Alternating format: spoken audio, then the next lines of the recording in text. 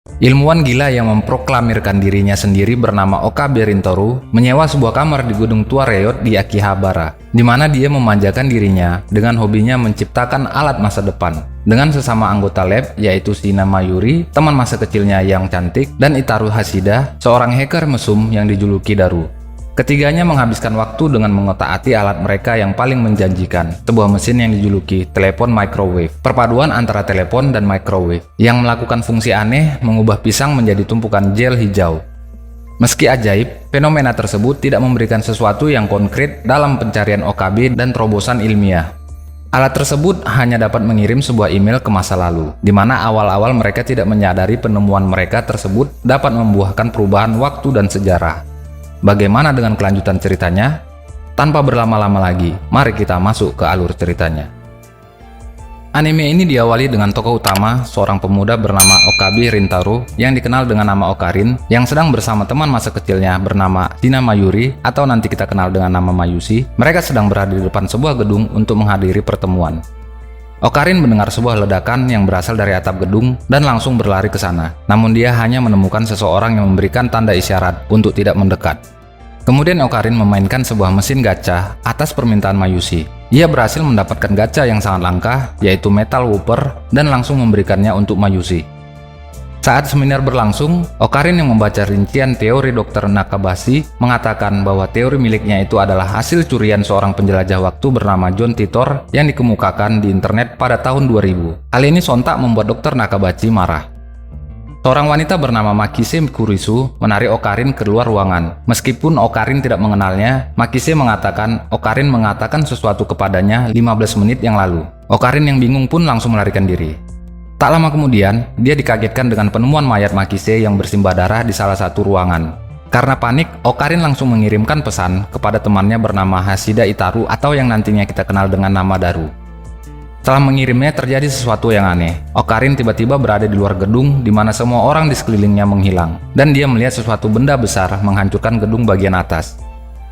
Kemudian Okarin bertemu dengan Daru menjelaskan kejadian tersebut, dan ternyata pesan yang dikirimkan Okarin tadi adalah pesan yang masuk 1 minggu yang lalu. Dan tiba-tiba Okarin sangat terkejut melihat Makise yang tadi dibunuh sedang berdiri di hadapannya. Okarin pun dengan sangat tidak percaya memeriksa tubuh Makise yang membuat Makise marah dan pergi meninggalkannya. Selanjutnya, terlihat Okarin yang sedang menghadiri seminar Makise. Dalam seminar tersebut, Okarin melakukan protes kepada Makise yang menyatakan bahwa mesin waktu merupakan barang rongsokan dan tidak mungkin dibuat. Mereka pun melakukan perdebatan yang dimenangkan oleh Makise. Okarin yang kesal dalam perjalanan pulang bertemu dengan Mayushi dan seorang pria yang memiliki wajah imut seperti wanita bernama Ruka. Ruka di sini digambarkan sangat cantik, lebih wanita daripada wanita sebenarnya. Tokoh selanjutnya yang diperkenalkan adalah seorang bapak kos berotot bernama Mr. Brown dan seorang pekerja paruh waktu bernama Amane Suzuha. Dalam kamarnya, Okarin terus menyelidiki kejadian aneh tempo hari, dan dia mendapati bahwa seminar Dr. Nakabashi ternyata dibatalkan dan tidak ada kasus tentang pembunuhan Makise. Okarin pun mencari lebih dalam hingga sampai ke sebuah forum yang berdiskusi tentang mesin waktu, di mana di forum tersebut ada seseorang mengataskan nama dirinya John Titor yang menyatakan sebenarnya mesin waktu sudah ada dan dikuasai oleh organisasi bernama CERN. John Titor yang sempat saya singgung di awal tadi merupakan seorang penjelajah waktu yang muncul pada tahun 2000 di jaringan internet Amerika dan mengatakan dirinya dari tahun 2036 yang datang untuk menyelamatkan dunia. Okarin yang melihat koleksi buku tentang John Titor di rak bukunya menghilang, langsung menelpon Daru. Yang anehnya, Daru tidak mengetahui siapa itu John Titor. Okarin yang semalaman mencari data tentang John Titor yang sepertinya hilang di telan bumi, kemudian bertemu dengan seorang wanita bernama Kiryu Moeka yang sedang mencari sebuah alat. Okarin pun menanyakan kepada Daru yang mengatakan bahwa itu merupakan IBN 5100 yang merupakan retrovisi legendaris yang tidak pernah ditemukan. Di laboratoriumnya, Okarin dan Daru kembali melakukan penelitian menggunakan microwave dan gelombang handphone yang sudah dimodifikasi pada sebuah pisang. Hal yang mengejutkan pun terjadi, pisang tersebut hilang dan kembali menyatu ke tandannya, namun dalam bentuk jelly. Okarin dan Daru yang masih kebingungan pun dikejutkan dengan kehadiran Makise yang ternyata memperhatikan eksperimen mereka. Awalnya, Makise datang berencana untuk menanyakan kebenaran cerita penusukan yang dikatakan Okarin kepadanya, namun malah melihat hal aneh lainnya. Makise pun langsung bertanya tentang alat ponsel microwave tersebut yang langsung dirahasiakan oleh Ocarine. Namun, Ocarine yang merasa mungkin Makise ada gunanya karena juga seorang peneliti langsung memberikan syarat pada Makise jika ia ingin tahu tentang alat tersebut, yaitu menjadi anggota laboratoriumnya, lab alat masa depan. Makise pun menyetujuinya. Mereka pun mencoba eksperimen yang sama dengan sampel yang berbeda. Mayushi yang baru datang dan tidak tahu apa-apa langsung membuka microwave tersebut dan menyebabkan ledakan, namun mereka semua selamat. Selanjutnya, Ocarine dan Daru sedang mencari-cari sesuatu di internet dan menemukan tentang CERN, yaitu organisasi riset Eropa dalam bidang nuklir dan fisika partikel yang berlokasi di Geneva dengan alat-alat yang sangat canggih. Di luar, Ocarine bertemu dengan Suzuha yang ternyata selama ini sering mendengarkan pembicaraan mereka di laboratorium. Ternyata, sedikit banyak ia tahu tentang John Titor dan IBN 5100. Karena kembali penasaran, Ocarine menyuruh Daru untuk meretas CERN dan mencari beberapa informasi. Di sana mereka tidak menemukan apapun tentang mesin waktu, namun terdapat istilah Z program, dan hasil penelitiannya adalah human is dead, yang berarti subjek tewas. Daru pun kembali menelusuri lebih dalam menemukan sebuah kode program dan mencoba memecahkannya, namun ia gagal dan sangat marah. Ocarine pun teringat pada sebuah pesan pada grup dari seseorang mengataskan nama John Titor bahwa ia memerlukan IBN 5100 yang pada dasarnya mampu membaca bahasa program asli IBN. Ocarine pun mengirim kode tersebut ke emailnya. Orang itu membalas dengan menyatakan kode tersebut memang ditulis dalam bahasa pemrograman yang dikembangkan IBN sehingga memerlukan alatnya untuk membaca. Ocarine pun langsung menuju ke laboratorium dan memberitahu kepada Daru yang masih tertidur agar mereka bisa menemukan alat IBN 5100. Pada akhirnya, Ocarine hanya berangkat sendiri, namun di perjalanannya, dia bertemu dengan Makise. Ocarine pun bertanya pada Makise tentang IBN 5100 dan menerangkan betapa pentingnya alat tersebut. Mendengar hal itu, Makise pun pergi karena dia masih menganggap mesin waktu adalah hal yang konyol dan tidak mungkin. Singkat cerita, Ocarine mendapatkan info bahwa ada yang pernah melihat komputer tersebut di sebuah kuil.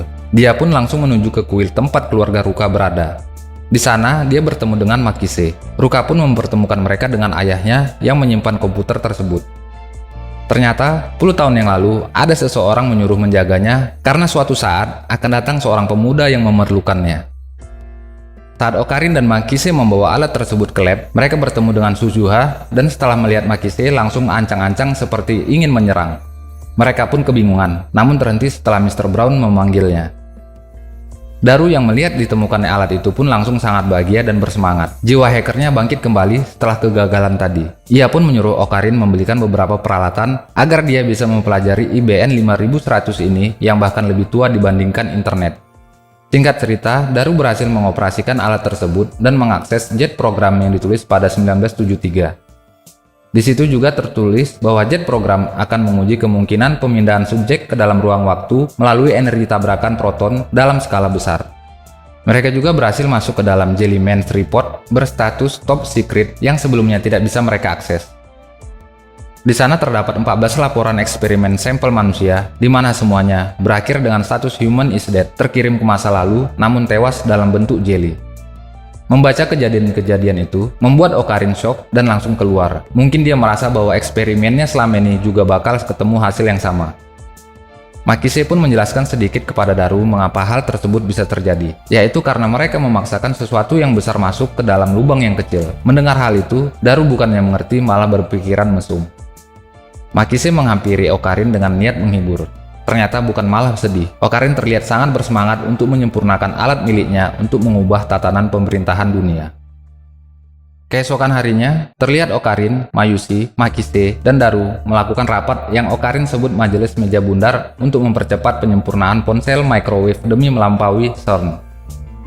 Mereka pun saling berdebat untuk penamaan sampel uji coba yang akhirnya terpilih ide dari Mayushi, DeLorean Mail atau setelah disingkat oleh Makise menjadi D-Mail. Mereka pun memasukkan pisangnya. Pisang asli ya maksudnya. Uji coba mereka pun berhasil seperti yang sebelumnya. Pisang kembali ke tandannya namun dalam bentuk jelly. Pesan yang dikirim pun masuk dan mundur 5 hari. Namun pesan itu terbelah menjadi 2 yang masih menjadi fenomena. Selanjutnya diperlihatkan Ocarine dan Daru sedang dalam sebuah toko bertemu dengan Moeka yang kata Daru sangat seksi. Daru pun diperkenalkan kepada Moeka. Namun Moeka hanya berlalu seolah tidak tertarik. Saat pulang, Ocarine diomelin habis-habisan oleh bapak botak pemilik rumah. Karena di atas dari tadi menimbulkan gempa, dan Ocarine beralasan itu karena dia sedang melakukan percobaan untuk menulis ulang sejarah sains manusia. Makise yang sedang melakukan penelitian di atas menyimpulkan bahwa arus waktu 1 detik dalam microwave sama dengan 1 jam di dunia nyata. Jadi ketika mereka menyetel 120 detik kemarin, maka pesan akan sampai 5 hari yang lalu. Pada pagi harinya, Moeka datang ke tempat Ocarine dengan tujuan untuk melihat IBN 5100 yang selama ini juga dicari-cari olehnya. Moeka pun berniat meminjamnya, namun ditolak oleh Ocarine karena dia juga hanya meminjam dari orang lain, yaitu kuil Yanabayashi. Tanpa mengetahui bahwa ada orang asing di lab mereka, Mayushi dan Makise yang baru datang langsung membahas tentang mesin waktu. Karena telah mengetahui rahasia, Ocarine pun langsung menunjuk Moeka menjadi anggota lab mereka. Moeka pun menyetujuinya dan langsung melakukan uji coba kembali. Percobaan selanjutnya, Ocarine ingin mengubah masa sekarang dengan mengirimkan pesan ke masa lalu. Metode yang ia pilih adalah mengirimkan nomor lotre yang keluar sekarang ke minggu lalu. Setelah selesai, hal aneh terjadi. Mereka semua kecuali Ocarine tidak ingat hal tersebut. Ingatan mereka masih terjebak dalam pilihan ingin mengirim pesan apa, padahal mereka sudah mengirim nomor lotre tadi. Dan tiba-tiba Ruka datang. Dia menunjukkan nomor lotre yang dibelinya. Dia mengatakan bahwa nomor itu diberikan Ocarine yang mengatakan itu pasti tembus, namun Ruka menyalahkan satu angkanya. Mereka semua baru sadar bahwa Ocarine menggunakan alat ponsel microwave untuk melakukan hal itu. Ocarine yang bingung kenapa hanya dia yang ingat kejadian itu, teringat ucapan John Titor bahwa jika seseorang mengubah masa lalu, maka akan muncul perubahan jalur dunia lain, yang berarti bagi Makise dan yang lain, eksperimen mereka tadi tidak pernah terjadi.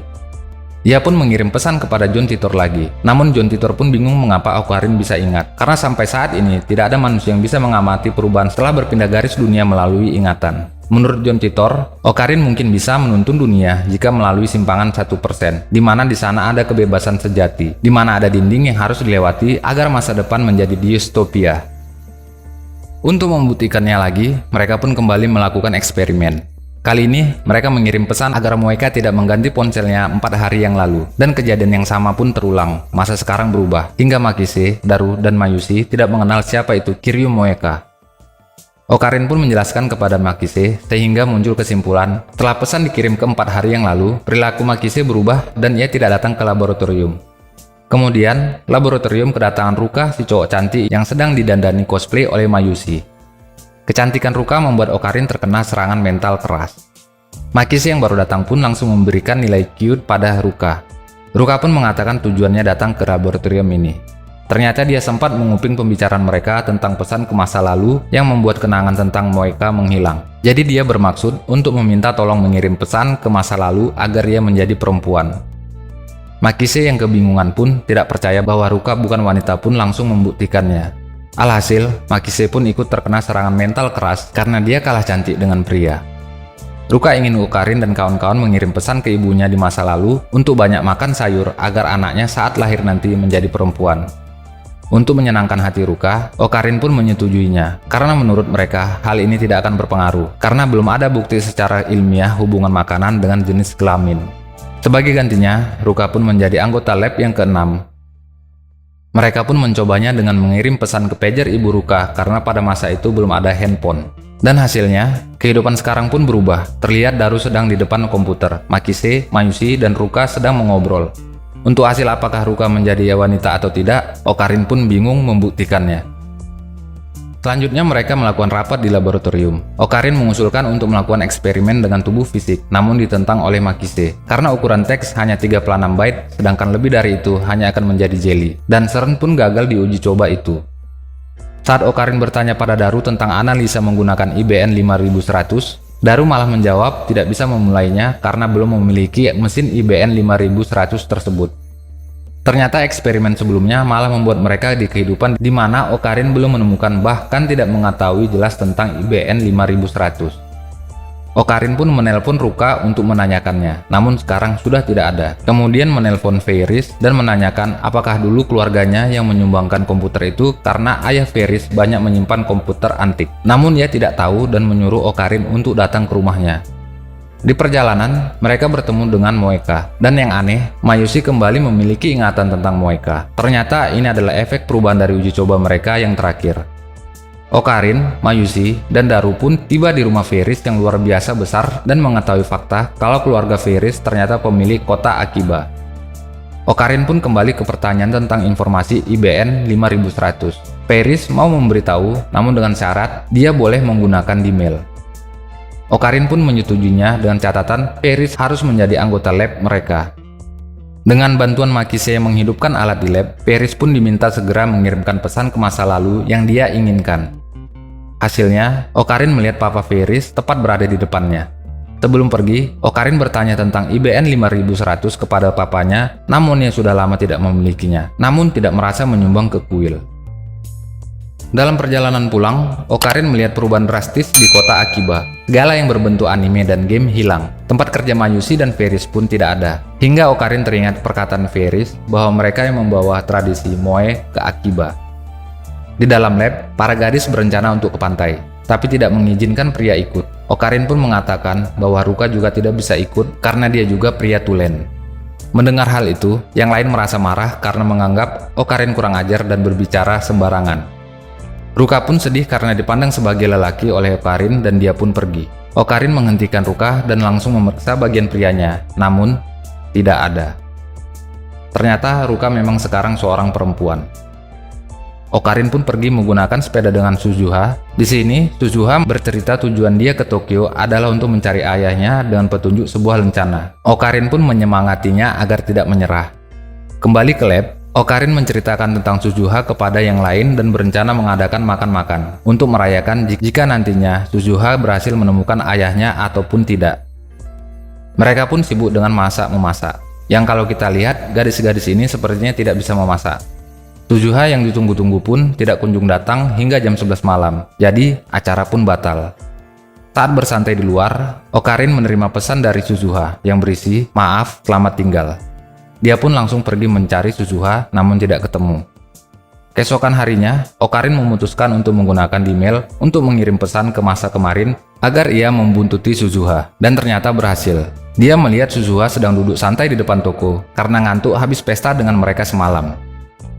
Semalam mereka berhasil menghibur Suzuha yang tidak bertemu ayahnya, menggunakan D-mail pun gagal karena ia tidak tahu email ayahnya. Kembali ke laboratorium, Makise terlihat sedang menjelaskan hasil pemikirannya. Dia berencana mengirimkan ingatan yang diubah menjadi data ke masa lalu. Untuk melakukan hal tersebut dibutuhkan beberapa peralatan. Okarin dan Mayushi pun pergi mencarinya. Di jalan, mereka bertemu dengan Moeka. Mendengar cerita Okarin tentang misi mereka, Moeka pun hanya menatap dan langsung pergi meninggalkan mereka. Okarin juga berpapasan dengan Suzuha yang sekilas membisikkan bahwa Makise bekerja untuk CERN. Okarin pun mengatakan kepada Makise, namun Makise langsung membantahnya. Mereka berdua pun pergi keluar, mencari tempat di mana Makise yang menceritakan tentang dirinya. Ayah Makise adalah seorang fisikawan yang membenci Makise, baik sebagai putrinya maupun ilmuwan, karena menganggap Makise adalah saingan. Saat kelas 6 SD, Makise sudah mampu mengerti riset ayahnya dan membuat riset sendiri sehingga memenangkan penghargaan. Namun hal itu membuatnya jauh dari ayahnya. Hingga suatu saat, tanpa ia sadari, ia menghina harga diri ayahnya, yang menyebabkan ayahnya mundur dari dunia akademis. Okarin pun berniat mempertemukan Makise dengan ayahnya agar Makise tetap bahagia. Saat berbelanja, Okarin menerima pesan dari orang misterius yang berisi bahwa Okarin tahu terlalu banyak. Dia pun menelpon Mayushi, namun tidak diangkat. Dengan kekhawatiran, Okarin berlari pulang. Di lab, dia tidak menemukan siapapun. Dia memeriksa ruangan, termasuk kamar mandi yang langsung dibukanya, dan ternyata di dalam Mayushi dan Makise sedang mandi. Okarin pun kena ceramah oleh mereka berdua. Daru yang baru pulang langsung mengecek komputernya dan baru sadar bahwa komputer mereka sudah terhubung dengan core CERN. Mesin pelompat waktu rancangan mereka pun berhasil dibuat. Meski terlihat kurang meyakinkan, cara teori itu bisa mengirim ingatan ke masa lalu, terutama setelah bisa mengakses alat CERN yang disebut LHC. Namun permasalahannya, karena yang akan dikirim adalah ingatan, maka untuk mengetahui berhasil atau tidak, salah satu dari mereka harus menjadi relawan. Okarin tidak setuju, jadi dia mengusulkan untuk mengungkap temuan mereka ke publik dan menyerahkan alat itu ke organisasi yang semestinya. Mereka semua pun setuju. Para anggota lab kemudian terlihat bersantai sambil makan pizza hingga Suzuha datang dan seperti biasa langsung menatap Makise. Suzuha mengatakan bahwa Makise adalah anggota CERN. Itu pasti. Dia lebih mengetahui tentang siapa Makise dibanding Makise itu sendiri.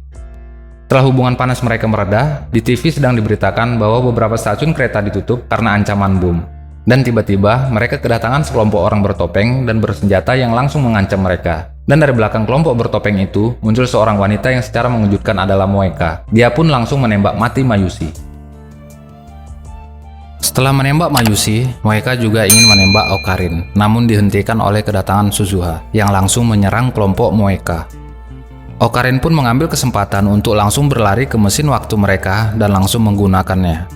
Ia pun berhasil kembali ke masa lalu dan langsung mengumumkan pembubaran kelompok ini dan menyuruh Makise serta Daru untuk pulang ke rumah masing-masing. Ocarine pun langsung mencari keberadaan Mayushi dan membawa Mayushi bersamanya agar terlindungi. Di saat mereka berencana menggunakan kereta bawah tanah, tiba-tiba Ocarine ditodong senjata oleh seseorang. Mereka berdua berhasil lolos dan langsung melarikan diri. Namun naas, Mayushi ditabrak oleh sebuah mobil yang bisa kita duga dikendarain oleh Moeka.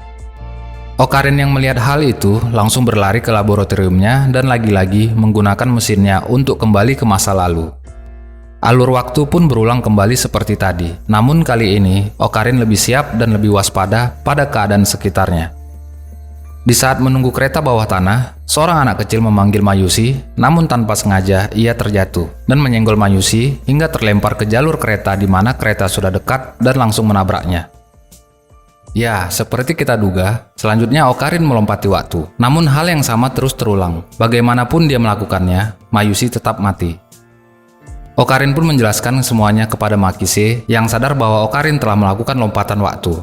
Makise pun memiliki ide untuk mengirim Ocarine ke waktu 5 jam sebelumnya untuk langsung menceritakan hal ini kepada dirinya di masa itu.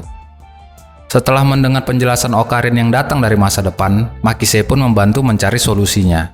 Di mana Makise sedikit menyimpulkan bahwa kematian Mayushi yang tidak bisa diubah mungkin karena batas kehidupannya yang merupakan takdir pasti. Tanpa diduga, pembicaraan mereka didengar oleh Suzuha yang mendukung hipotesa Makise. Dia pun mengatakan untuk menyelamatkan dunia, Ocarine harus melompati simpangan 1% menuju garis dunia beta. Suzuha pun mengajak Makise dan Ocarine ke suatu tempat yang ternyata di dalamnya tersimpan sebuah mesin waktu. Suzuha pun memberitahu bahwa dia sebenarnya adalah John Titor, seorang penjelajah waktu yang datang dari tahun 2036. Di mana pada tahun tersebut, dunia telah dikendalikan oleh CERN. Dan untuk mengubah dunia yang seakan telah mati itu, ia menaiki mesin waktu peninggalan ayahnya.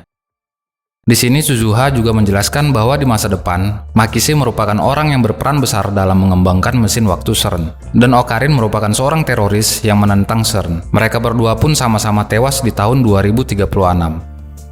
Suzuha yang berniat pergi ke tahun 1975 untuk merubah masa sekarang pun gagal karena mesin waktunya rusak. Hal itu mungkin disebabkan tersambar petir atau kemasukan air ketika badai kemarin. Mereka pun kembali ke lab dengan rencana mengirim Ocarine kembali ke 5 jam yang lalu untuk membetulkan mesin waktu yang rusak tadi. Di sana, Ocarine meminta Daru untuk memperbaiki mesin itu dalam waktu maksimal 2 hari. Sementara itu, Ocarine membantu Suzuha mencari keberadaan ayahnya dengan petunjuk sebuah pin peninggalan. Mayushi pun turut membantu. Beberapa saat kemudian, Ocarine menerima sebuah telepon dari seorang penjual di pinggir jalan yang mengatakan teringat pada seseorang yang membeli pin itu kemarin. Ocarine dan yang lainnya pun bergegas ke sana. Orang tersebut menjelaskan bahwa pembeli pin itu seperti taru, barel, atau balon. Hanya itu petunjuk yang mereka dapatkan. Keesokan harinya, Daru berhasil memperbaiki mesin waktu tersebut. Di sela kebahagiaan mereka, Mayushi mengatakan bahwa dia mengetahui siapa ayah Suzuha dan mengatakan bahwa orang itu ada di dekat sini, yaitu Daru. Ucapannya itu menyebabkan keheningan dan dianggap sebuah lelucon oleh yang lain. Mayushi pun memberikan alasan kesimpulannya itu. Yang pertama adalah kata taru yang dikatakan penjual pin tadi adalah plesetan kata Daru. Kemudian, pendiri resistansi yang diceritakan Suzuha adalah Ocarine dan Barel Titor yang merupakan peneliti asli alat pelompat waktu tahun 2010. Mereka semua pun mempercayainya, termasuk Suzuha yang langsung memanggil Daru dengan sebutan ayah. Setelah momen haru itu, Suzuha pun berpamitan untuk pergi ke tahun 1975 dan menemukan alat IBN 5100 dan akan menyerahkannya kepada mereka di tahun 2010. Mereka pun menunggu, dan tidak lama kemudian, seseorang mengetuk pintu yang ternyata bukan Suzuha, melainkan Mr. Brown. Ia mengantarkan sebuah surat yang dititipkan oleh Suzuha yang telah meninggal 10 tahun yang lalu dengan pesan untuk memberikannya pada tanggal sekarang. Surat yang ditulis tahun 2000 tersebut mengatakan bahwa Suzuha telah gagal. Dengan kata gagal yang ditulis berulang kali, ia mengisyaratkan bahwa dirinya begitu frustrasi akan kegagalannya. Ternyata selama 24 tahun dia hilang ingatan karena perjalanan waktunya tidak berhasil sempurna akibat perbaikan yang belum sempurna, dan baru memiliki ingatan 1 tahun terakhir. Mr. Brown pun mengatakan bahwa Suzuha meninggal akibat gantung diri. Ocarin kembali menggunakan alat pelompat waktunya untuk mengirim pesan ke masa lalu. Setelah itu, Ocarin kembali bertanya kepada Mr. Brown tentang Suzuha yang tewas karena penyakit, yang menandakan terjadi perubahan akibat pesan yang ia kirim melalui mesin pelompat waktu tadi. Namun, hal itu justru membuat persimpangan waktu kembali ke masa di mana laboratorium diserang kelompok bersenjata dan menewaskan Mayushi. Ocarin pun kembali melompati waktu dan menceritakannya lagi dengan Makise yang memberi beberapa hipotesa bahwa mereka harus mereset ulang untuk membatalkan semua di email mereka dahulu dengan melompati waktu satu persatu. Misi Ocarin pun dimulai. Yang pertama adalah pembatalan di email yang pernah dikirim oleh Ferris yang ternyata isinya adalah pesan untuk mengubah masa lalu agar ayahnya tidak meninggal. Ferris mengirim pesan bahwa ia telah diculik dan meminta tebusan, sehingga ayahnya batal melakukan penerbangan yang menjadi penyebab meninggalnya. Dengan berat hati, karena harus kembali kehilangan papanya, Ferris pun menyetujui pembatalan di emailnya dulu dengan cara mengirim pesan bahwa pesan penculikan tersebut hanya bercanda. Misi kedua adalah pembatalan di email yang dikirim Rukaku sehingga menyebabkan perubahan jenis kelaminnya. Rukaku mau menyetujuinya dengan syarat Ocarin mau menjadi kekasihnya walau hanya 1 hari. Ocarin pun dengan berat hati menyetujuinya. Keesokan harinya mereka pun berkencan. Dengan rasa penasaran, Makise dan Daru mengikuti mereka. Hingga kencan selesai dengan kesedihan bagi Rukaku yang harus kehilangan ingatan tentang kencannya dengan Ocarin. Mereka pun mengirim pesan ke ibu Rukaku pada masa lalu. Misi ketiga adalah pembatalan di email yang dikirimkan Moeka yang isinya mencegah dirinya mengganti ponsel. Ocarin pun mencari tempat kerja Moeka dan berhasil mendapatkan alamatnya. Saat tiba di sana, Ocarin sangat terkejut melihat tempat itu dipasangi garis polisi dan ada beberapa orang polisi yang ternyata Moeka telah bunuh diri di saat kemarin malam. Ocarin pun memutuskan melompati waktu menuju sebelum kematian Moeka. Di sana, Ocarin melihat Moeka yang sedang duduk di sudut ruangan dan langsung merampas ponselnya. Ocarin pun langsung mengirimkan di email untuk membatalkan di email sebelumnya, namun gagal. Dengan rasa bingung, Ocarin tersadar bahwa ponsel Moeka tidak diganti, yang berarti di emailnya bukan untuk tidak mengganti ponsel. Ocarin pun memaksa Moeka untuk memberitahu isi pesannya. Ternyata, isi pesannya adalah memberitahu letak retro PB IBN 5100 yang ada di kuil. Namun ketika Ocarin mencoba membatalkan di email itu, tidak terjadi perubahan apapun. Ocarin pun tersadar bahwa apapun pesan yang dikirimnya tidak akan berpengaruh, kecuali yang mengirim adalah orang dengan sebutan FB yang sangat dipatuhi Moeka, sehingga Ocarin pun berniat mencarinya.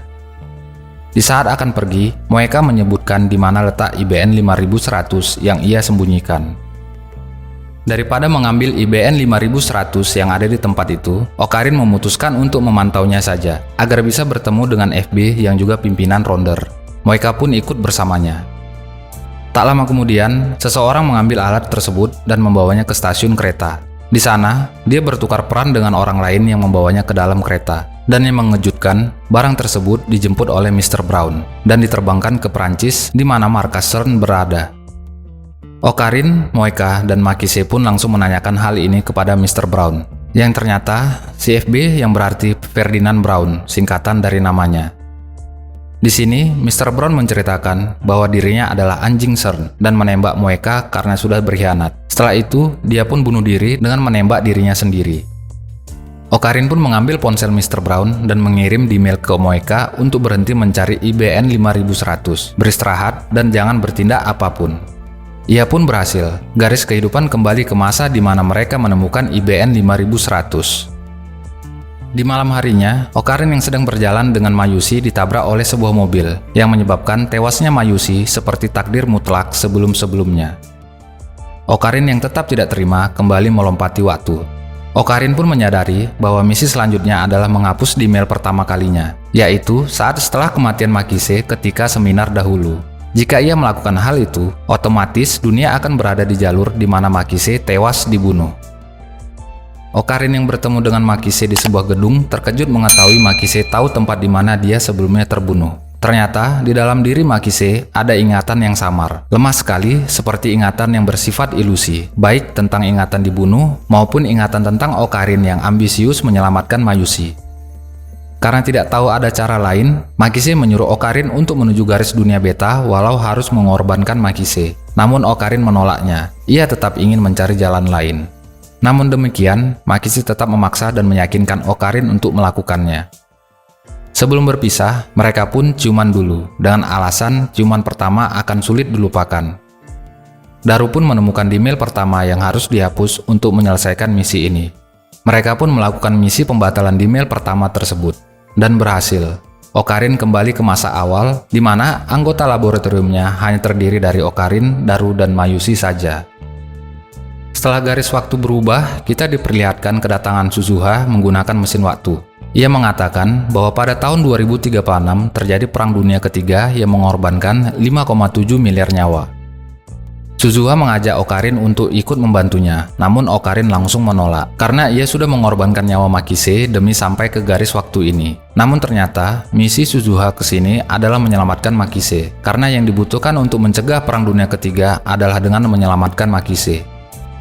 Setelah berbagai pertimbangan, Ocarin pun setuju untuk ikut dengan Suzuha. Mereka berdua pun berangkat ke waktu sebelum Makise dibunuh.